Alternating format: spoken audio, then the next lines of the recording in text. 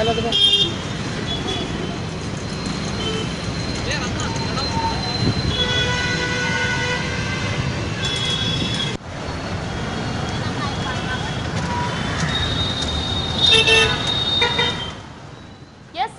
ದೃಶ್ಯಗಳನ್ನ ನೋಡ್ತಾ ಇದ್ರೆ ನಿಜಕ್ಕೂ ಆ ಕ್ಷೇತ್ರ ತಲೆದಕ್ಕಿಸುವಂತ ಘಟನೆ ಇದ್ದು. ಯಾಕಂದ್ರೆ ಇಬ್ಬರು ಅಂದ್ರೆ ಮೇಯರ್ ಡಿ.ಕೆ. ಚೌಹಾಣ್ ವಾರ್ಡ್ ನಲ್ಲೇ ಇದು ಘಟನೆ ನಡೆದಿರುವಂತದ್ದು. ಬಹುಶಃ ಮೇಯರ್ ಅವರು ಈ ಘಟನೆ ನೋಡಿಲ್ಲ ಅಂತ ಅನ್ಸುತ್ತೆ, ಏನೋ ಗೊತ್ತಿಲ್ಲ. ಇನ್ನೊಂದು ಕಡೆ ಮಾಜಿ ಸಿಎಂ ಜಗದೀಶ್ ಶೆಟ್ಟರ್ ಅವರ ಕ್ಷೇತ್ರದಲ್ಲೇ ತಲೆ ತಗ್ಗಿಸುವ ಘಟನೆ ಇದು. ಹುಬ್ಬಳ್ಳಿಯ ಉಪನಗರ ಪೊಲೀಸ್ ಠಾಣೆ ಬಳಿಯ ಸಂಗೊಳ್ಳಿ ರಾಯಣ್ಣ ವೃತ್ತದಲ್ಲಿ ಈ ಘಟನೆ ನಡೆದಿರುವಂತದ್ದು. ಒಳಚರಂಡಿ ಕ್ಲೀನ್ ಮಾಡಿಸುವ ಗುತ್ತಿಗೆದಾರನಿಂದ ಈ ಮಹಾ ಎಡವಟ್ಟು ನಡೆದಿದೆ. ನಿಜಕ್ಕೂ ಮ್ಯಾನ್ ಹೋಲ್ಗೆ ಇಳಿಸೋಕೆ ಆದ್ರೂ ಹೇಗ್ ಮನ್ಸ್ ಬರುತ್ತೆ, ನಿಜಕ್ಕೂ ನಾಚಿಕೆ ಆಗ್ಬೇಕು. ಬಹುಶಃ ಅವ್ರ ಮನೇಲಿ ಯಾರಾದ್ರೂ ಮಕ್ಕಳಿದ್ರೆ ಇದೇ ರೀತಿ ಇಳಿಸ್ತಾರ ಅನ್ನೋದು ಒಂದ್ ದೊಡ್ಡ ಪ್ರಶ್ನೆ. ಯಾಕಂದ್ರೆ ಆತ ಇನ್ನೂ ಅಮಾಯಕ ಹುಡುಗ, ಅಂದ್ರೆ ಓದುವ ಸಂದರ್ಭದಲ್ಲಿ ಈ ರೀತಿ ಮ್ಯಾನ್ ಹೋಲ್ಗೆ ಇಳಿಸಿ ಆತನಿಂದ ಕ್ಲೀನ್ ಮಾಡಿಸ್ತಾ ಇದ್ದಾರೆ. ರಾಜ್ಯದಲ್ಲಿ ಇನ್ನೂ ಮರೆಯಾಗಿಲ್ವಾ ಇದು ಅಮಾನವೀಯ ಕ್ರೂರ ಪದ್ಧತಿ ಅನ್ನೋದು ನಿಜಕ್ಕೂ ಈ ಘಟನೆಯಿಂದ ನೋಡಿದ್ರೆ ನಿಜಕ್ಕೂ ನಮ್ಗೆ ಪ್ರಶ್ನೆ ಆಗುತ್ತೆ. ಮೊನ್ನೆ ಮೈಸೂರಾಯ್ತು, ಇದೀಗ ವಾಣಿಜ್ಯ ನಗರಿಯ ಸರದಿ. ಹುಬ್ಬಳ್ಳಿಯ ಹೃದಯ ಭಾಗದಲ್ಲಿ ಹೃದಯವೇ ಇಲ್ಲ ಎಂಬಂತೆ ವರ್ತಿಸಿದ್ದಾರೆ ಜನ. ಬಾಲಕನೊಬ್ಬನನ್ನು ಮ್ಯಾನ್ ಹೋಲ್ಗೆ ಇಳಿಸಿ ಅಮಾನವೀಯತೆಯನ್ನ ಮೆರೆದಿದ್ದಾರೆ. ಹುಬ್ಬಳ್ಳಿಯ ಉಪನಗರ ಪೊಲೀಸ್ ಠಾಣೆ ಬಳಿಯ ಸಂಗೊಳ್ಳಿ ರಾಯಣ್ಣ ವೃತ್ತದಲ್ಲಿ ಈ ಘಟನೆ ನಡೆದಿರುವಂತದ್ದು. ಒಳಚರಂಡಿ ಕ್ಲೀನ್ ಮಾಡಿಸುವ ಗುತ್ತಿಗೆದಾರನಿಂದ ಈ ಮಹಾ ಎಡವಟ್ಟು ನಡೆದಿರುವಂತದ್ದು. ಮ್ಯಾನ್ ಹೋಲ್ಗೆ ಇಳಿಸೋಕೆ ಹೋದ್ರೂ ಹೇಗ್ ಮನ್ಸ್ ಬರುತ್ತೆ ಅನ್ನೋದು ಅವರೇ ಅದನ್ನ ಪ್ರಶ್ನೆ ಮಾಡ್ಕೊಳ್ಬೇಕು ಅಂತ ಅನ್ಸುತ್ತೆ. ಓಕೆ, ಈ ಬಗ್ಗೆ ಹೆಚ್ಚಿನ ಮಾಹಿತಿಯನ್ನ ನೀಡ್ತಾರೆ ನಮ್ಮ ಪ್ರತಿನಿಧಿ ನವೀನ್ ಪರ್ದೇಸಿ ನೇರ ಸಂಪರ್ಕದಲ್ಲಿ. ನವೀನ್, ನಿಜಕ್ಕೂ ಇದು ಇಡೀ ಕ್ಷೇತ್ರ ತಲೆ ತಗ್ಗಿಸುವಂತ ಘಟನೆ ಅಂತಾನೆ ಹೇಳ್ಬೋದು. ಒಂದು, ಇದು ಜಗದೀಶ್ ಶೆಟ್ಟರ್ ಅವ್ರ ಕ್ಷೇತ್ರ. ಇನ್ನೊಂದು ಕಡೆ ಮೇಯರ್ ಇರುವಂತ ಜಾಗದಲ್ಲಿ ಈ ರೀತಿ ಘಟನೆ ನಡೆದಿರುವಂತದ್ದು. ಮೇಯರ್ ಅವ್ರು ಏನ್ ಮಾಡ್ತಿದ್ದಾರೆ, ನಿದ್ದೆ ಮಾಡ್ತಿದ್ದಾರೆ, ಏನ್ ಕತೆ? ಖಂಡಿತವಾಗ್ಲೂ ಒಂದು ಮನುಕುಲ ಸಮಾಜವೇನು ತಲೆ ತಗ್ಗಿಸುವಂತಹ ಘಟನೆ ಹುಬ್ಬಳ್ಳಿಯ ಕೇಂದ್ರ ಭಾಗದಲ್ಲಿ ನಡೆದಿರುವಂತದ್ದು. ಸದ್ಯ ನಾವು ಒಂದು ಮ್ಯಾನ್ ಹೋಲ್ ಏನೊಂದು ನಿನ್ನೆ ಅಷ್ಟೇ ಏನೊಂದು ಕೃಷ್ಣ ಎಂಬ ಯುವಕನಿಂದ ಏನೊಂದು ಕ್ಲೀನ್ ಮಾಡಿಸಿದ್ರು, ಅದೇ ಒಂದು ಜಾಗದಲ್ಲಿ ನಾವಿದ್ದೀವಿ. ಸದ್ಯ ನಾವು ನೋಡ್ತಾ ಇರುವಂತದ್ದು ಇದೇ ಮ್ಯಾನ್ ಹೋಲ್ ನಲ್ಲಿ ಏನು ಕೃಷ್ಣ ಎಂಬ ಯುವಕನಿಂದ ಏನೊಂದು ಮ್ಯಾನ್ ಹೋಲ್ ಅನ್ನ ಕ್ಲೀನ್ ಮಾಡಿಸಿದ್ರು. ಆದ್ರೆ ಇದು ನಿಜಕ್ಕೂ ಆಶ್ಚರ್ಯ ಪಡುವಂತಹ ಸಂಗತಿ ಏನಂತಂದ್ರೆ ಈ ಮ್ಯಾನ್ ಹೋಲ್ಗೆ ಅಂಟಿಕೊಂಡಂತೆ ಇರುವುದೇ ಏನೊಂದು ಹುಬ್ಬಳ್ಳಿಯ ಏನೊಂದು ಸಬರ್ಬನ್ ಪೊಲೀಸ್ ಠಾಣೆಯ ಪಕ್ಕದಲ್ಲೇ ಈ ಒಂದು ಮ್ಯಾನ್ ಹೋಲ್ ಅನ್ನ ಕೃಷ್ಣ ಎಂಬ ಯುವಕನನ್ನ ಇಳಿಸಿ ಒಂದು ಕ್ಲೀನ್ ಮಾಡಿಸಿರುವಂತದ್ದು. ಇದು ಜನನಿಬಿಡ ಏನು ಜನ ಇರ್ತಕ್ಕಂತ ಪ್ರದೇಶ ಏನಲ್ಲ, ಸಾಕಷ್ಟು ಜನರು ಓಡಾಡುವಂತಹ ಪ್ರದೇಶ. ಈ ಒಂದು ಸಬರ್ಬನ್ ಪೊಲೀಸ್ ಠಾಣೆ ಏನಿದೆ, ಈ ಪೊಲೀಸ್ ಠಾಣೆ ಅನತಿ ದೂರದಲ್ಲೇ ಏನೊಂದು ಪಾಲಿಕೆಯ ಮುಖ್ಯ ಕಚೇರಿ ಇರುವಂತದ್ದು. ಅದೇ ರೀತಿಯಾಗಿ ಏನೊಂದು ಸಾಕಷ್ಟು ಏನೊಂದು ಸರ್ಕಾರಿ ಕಚೇರಿಗಳಾಗಿರ್ಬೋದು, ಅದೇ ರೀತಿಯಾದಂತಹ ಪೊಲೀಸ್ ಠಾಣೆಗಳಾಗಿರ್ಬೋದು, ಇವೆಲ್ಲವೂ ಇದ್ರೂ ಕೂಡ ಇದೇ ಒಂದು ಮ್ಯಾನ್ ಹೋಲ್ ನಲ್ಲಿ ಕೃಷ್ಣ ಎಂಬ ಯುವಕನಿಂದ ಏನೊಂದು ಮ್ಯಾನ್ ಹೋಲ್ ಅನ್ನ ಕ್ಲೀನ್ ಮಾಡಿಸಿದ್ರು.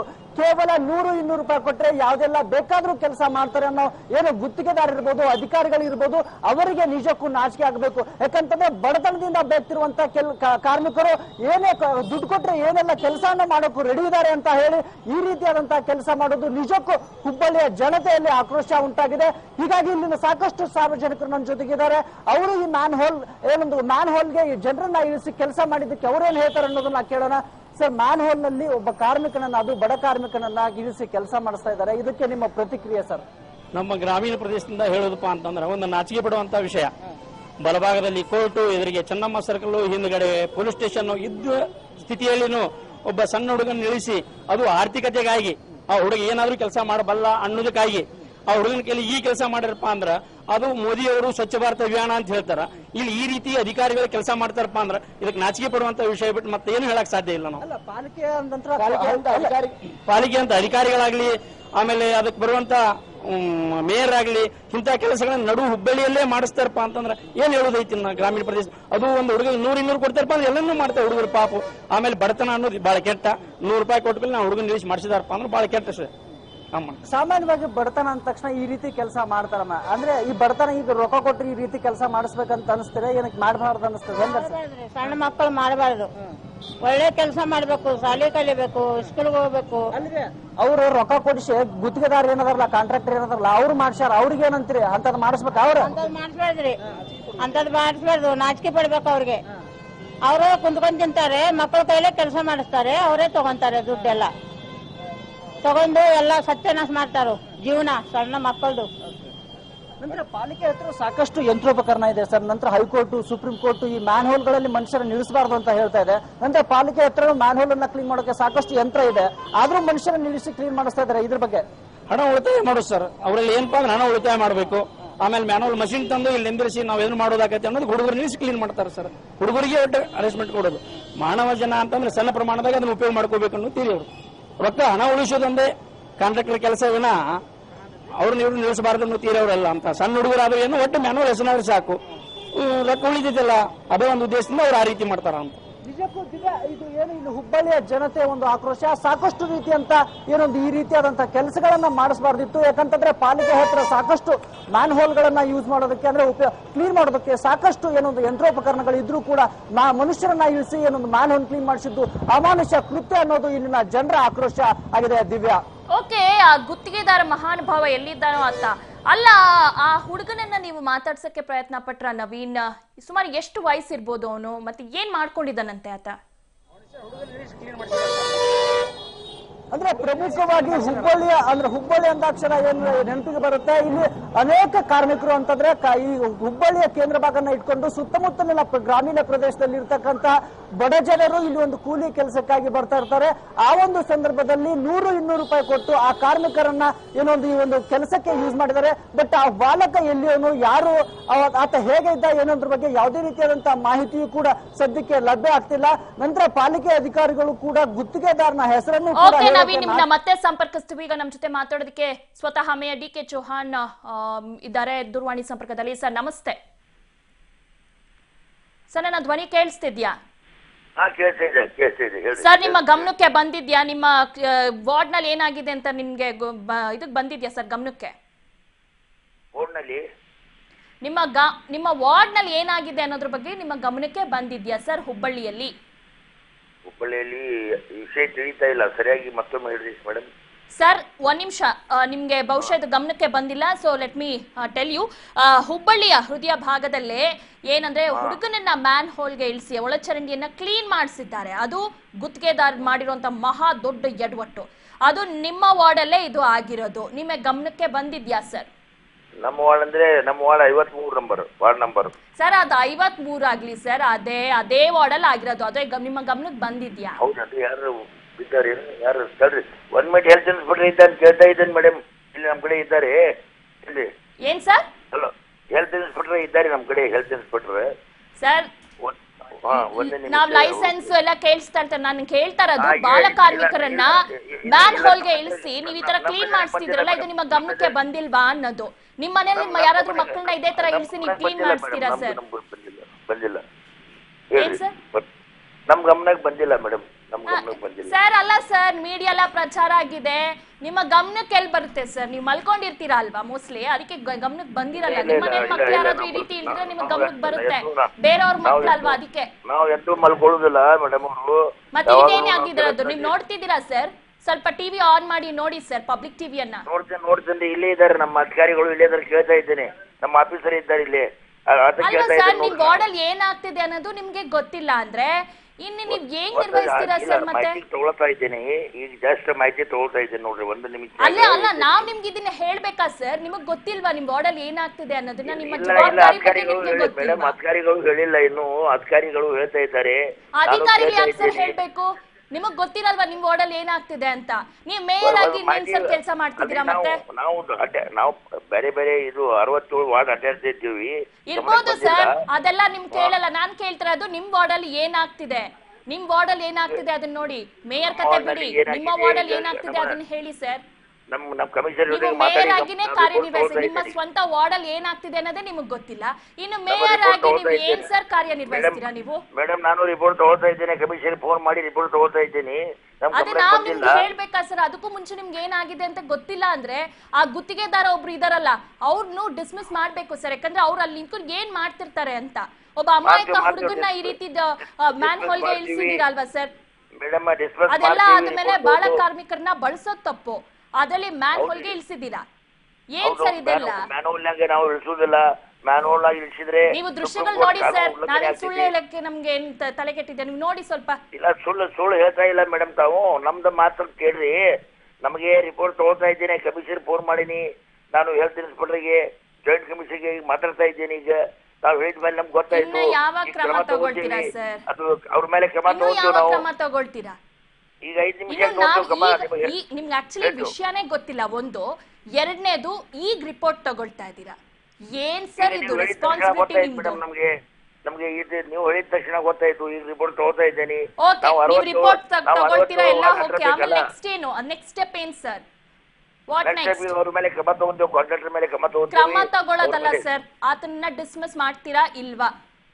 ಈ ರೀತಿ ಮಾಡಿದವ್ರನ್ನ ನೀವು ಸಸ್ಪೆಂಡ್ ಮಾಡ್ತೀರಾ ಇಲ್ವಾ? ನಾವು ಅವ್ರ ಮೇಲೆ ನೀವ್ ಯಾರು ಗುತ್ತಿಗೆ ಕೊಟ್ಟಿದ್ದೀರೋ ಅವ್ರನ್ನ ನೀವು ಇದ್ ಮಾಡ್ಬೇಕು, ಕ್ಯಾನ್ಸಲ್ ಮಾಡ್ಬೇಕು.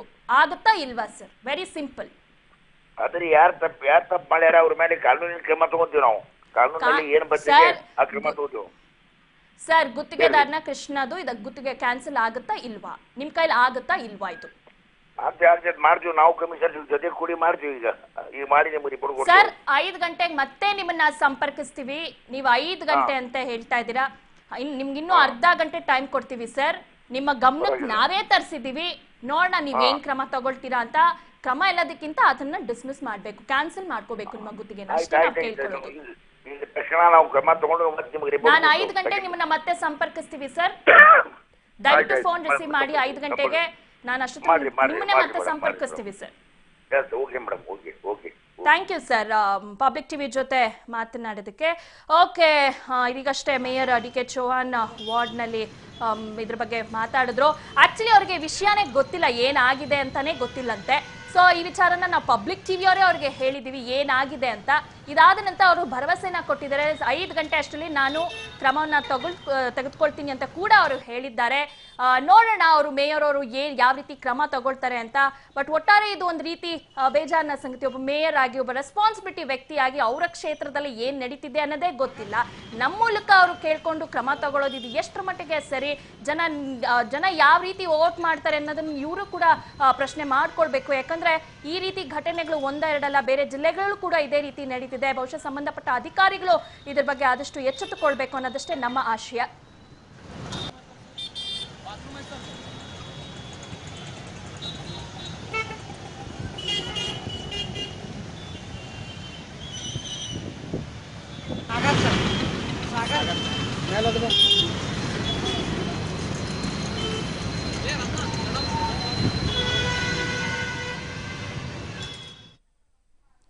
ಓಕೆ, ಈಗ ನಮ್ಮ ಜೊತೆ ಮಾತಾಡೋದಕ್ಕೆ ಮಕ್ಕಳ ಆಯೋಗದ ಅಧ್ಯಕ್ಷ ಕೃಪಾ ಆಳ್ವ ನಮ್ಮ ಜೊತೆ ದೂರವಾಣಿ ಸಂಪರ್ಕದಲ್ಲಿದ್ದಾರೆ. ನಮಸ್ತೆ ಮೇಡಮ್. ನನ್ನ ಧ್ವನಿ ಕೇಳಿಸ್ತಿದ್ಯಾ ಮೇಡಮ್? ಹಲೋ ಹಲೋ, ನನ್ನ ಧ್ವನಿ ಕೇಳಿಸ್ತಿದ್ಯಾ ಮೇಡಮ್? ಹೌದು, ನಾನು ಹೊರಗೆ ಇದ್ದೇನೆ, ಹೇಳಿ. ಓಕೆ ಮೇಡಮ್, ಇದು ಬಹುಶಃ ನಿಮ್ಮ ಗಮನಕ್ಕೆ ಬಂದಿದೆ ಅಂತ ಅನ್ಕೊಂಡಿದ್ದೀನಿ. ಹುಬ್ಬಳ್ಳಿಯಲ್ಲಿ ಬಾಲಕನನ್ನ ಮ್ಯಾನ್ ಹೋಲ್ಗೆ ಇಳಿಸಿ, ಬಾಲ ಕಾರ್ಮಿಕನನ್ನ ಮ್ಯಾನ್ ಹೋಲ್ಗೆ ಇಳಿಸಿ ಕ್ಲೀನ್ ಮಾಡಿಸಿದ್ದಾರೆ. ಇದು ನಿಮ್ಮ ಗಮನಕ್ಕೆ ಬಂದಿದ್ಯಾ madam? You are not suppose to do that. First of all ಈಗ ಸ್ಕ್ಯಾವೆಂಜಿಂಗ್ ಅದು ಮಾಡಬಾರ್ದಂತಲೇ ಇದೆ ಈಗ. Yes, they are not supposed to do that, but they have done it. ಅಲ್ಲ, ಅದು ಕೂಡ ಒಂದು ಅಲ್ಲ, ಸ್ಕ್ಯಾವೆಂಜಿಂಗ್ ಈವನ್ ಅಡಲ್ಟ್ಸ್ ಮಾಡಬಾರ್ದು ಅಂತ ಒಂದು ಇದು ಮಾಡ್ತಾ ಇದ್ದಾರೆ. ಅದರ ಬದಲು ನಾವು ಇಷ್ಟು ಸಣ್ಣ ಮಕ್ಕಳನ್ನು ಯಾವಾಗ ಅವ್ರ ಶಾಲೆಯಲ್ಲಿ ಇರ್ಬೇಕಾ ಅವರನ್ನು ಈ ಸ್ಕ್ಯಾವೆಂಜಿಂಗ್ ಕೆಲಸಕ್ಕೆ ಮಾಡ್ತಾರೆ ಅಂದ್ರೆ ಇದು ನಿಜವಾಗಿ ಘೋರ ತಪ್ಪು ಅಂತ ಹೇಳಲಿಕ್ಕೆ ನಾನು ಬಯಸ್ತೇನೆ. ನಾನು ಇಮಿಡಿಯೇಟ್ ಆಗಿ ಇದಕ್ಕೆ ಆಕ್ಷನ್ ತಗೊಳ್ಳಿಕ್ಕೆ ನಾವು we will do something about it. Okay madam, ಏನ್ ಕ್ರಮ ತಗೊಳ್ತೀರಾ madam? No, see, we cannot say what ಕ್ರಮ ತಗೊಳ್ತೇವೆ. Immediately I look into the matter. Okay. And immediately ಈಗ DCPO ಅಲ್ಲಿದ್ದಂತ ಹುಬ್ಳಿ DCPOಗೆ ಫೋನ್ ಮಾಡಿ I will ask them to go to the spot and see what is happening, and accordingly we will take action. Yes, actually ಈ ಹುಡುಗರೆಲ್ಲ ಶಾಲೆಗೆ ಹೋಗಿ pen ಇಟ್ಕೊಂಡು ಓದ್ಬೇಕಾಗಿರುವಂತ age ಇವ್ರದ್ದು. So ಪಾಪ ಬಡತನದಿಂದನೋ ಏನೋ ಗೊತ್ತಿಲ್ಲ, ಅವ್ರಿಗೆ ಇಷ್ಟು ದುಡ್ಡು ಅಂತ ಕೊಡ್ತೀನಿ ಅನ್ಬಿಟ್ಟು ಈ ರೀತಿ ಇದ್ ಮಾಡ್ತಾರೆ ಆ ಗುತ್ತಿಗೆದಾರರೆಲ್ಲ. ಸೊ ಇದೆಲ್ಲ ವಿಚಾರವಾಗಿ ಪಾಪ ಮಕ್ಳು ಏನ್ ಗೊತ್ತಾಗುತ್ತೆ ಅವ್ರಿಗೆ. ಸೊ ಈ ರೀತಿ ಅದಕ್ಕೋಸ್ಕರ ಮಕ್ಕಳು ಶಾಲೆಯಲ್ಲಿ ಇರ್ಬೇಕು ಅಂತ ಒಮ್ಮೊಮ್ಮೆ ಏನಾಗುತ್ತೆ ಅಂದ್ರೆ ಈ ಪ್ರೈವೇಟ್ ಸ್ಕೂಲ್ಸ್ ನವರು ತುಂಬಾ ಲೂಟಿ ಮಾಡ್ತಾರೆ. ಗವರ್ಮೆಂಟ್ ಸ್ಕೂಲ್ಸ್ ಅಲ್ಲಿ ಸರಿಯಾದ ವ್ಯವಸ್ಥೆ ಇಲ್ಲದ ಕಾರಣ ಒಮ್ಮೊಮ್ಮೆ ಏನಾಗುತ್ತೆ ಅಂದ್ರೆ ಈ ಮಕ್ಕಳು ಶಾಲೆಗೆ ಹೋಗಲ್ಲ. ಅದಕ್ಕೋಸ್ಕರ ಈಗ ಆಯೋಗ ಗವರ್ಮೆಂಟ್ ಸ್ಕೂಲ್ಸ್ ಅನ್ನು ಸಶಕ್ತೀಕರಣ ಮಾಡ್ಲಿಕ್ಕೆ ಹಮ್ಮಿಕೊಂಡಿದ್ದೇವೆ. And we are also looking into ಶಾಲೆಯಿಂದ ಹೊರಗಡೆ ಇದ್ದ ಮಕ್ಕಳನ್ನು ಆದಷ್ಟು ಶಾಲೆಗೆ ಕರೆತರಲು doing a level best. Thank you so much madam. ಅದು ಯಾಕಂದ್ರೆ ನಮ್ಗೆ ಇದನ್ನೆಲ್ಲ ನೋಡ್ತಿದ್ರೆ ತುಂಬಾ ಮನ್ಸಿಗೆ ನೋವಾಗುವಂಥದ್ದು ಇದು. ಅಧಿಕಾರಿಗಳು ಅವರು ದೊಡ್ಡವ್ರ ಅಧಿಕಾರಿಗಳಿಗೂ ಕೂಡ ಗಮನಕ್ಕೆ ಬಂದಿರಲ್ಲ. ಆಕ್ಚುಲಿ ಈ ಇನ್ಸಿಡೆಂಟ್ ಅಲ್ಲಿ ಸ್ವತಃ ಮೇಯರ್ ಅವ್ರ ವಾರ್ಡಲ್ಲೇ ನಡೆದಿರುವಂಥದ್ದು, ಅವ್ರ ಗಮನಕ್ಕೆ ಬಂದಿಲ್ಲ. ಈಗ ಅವ್ರಿಗೆ ಆ ವಿಚಾರ ಗೊತ್ತಾಗಿದೆಯಂತೆ. ಈಗ ಇಮಿಡಿಯೇಟ್ ನಾನು actually within another hour I can come back to you and tell you what is actually. Yes, thank you madam. ಖಂಡಿತ ನೀವು ಕ್ರಮ ತಗೊಳ್ತೀರಂತ ನಾವು ಕೂಡ ನಂಬಿದ್ದೀವಿ. ಮತ್ತೆ ಈ ರೀತಿ ರಿಪೀಟ್ ಆದರೆ ಒಳ್ಳೇದಲ್ಲ ಅಂತ ನಮಗೂ ಅನಿಸುತ್ತೆ. Thank you so much public TV ಜೊತೆ ಮಾತನಾಡಿದ್ದಕ್ಕೆ.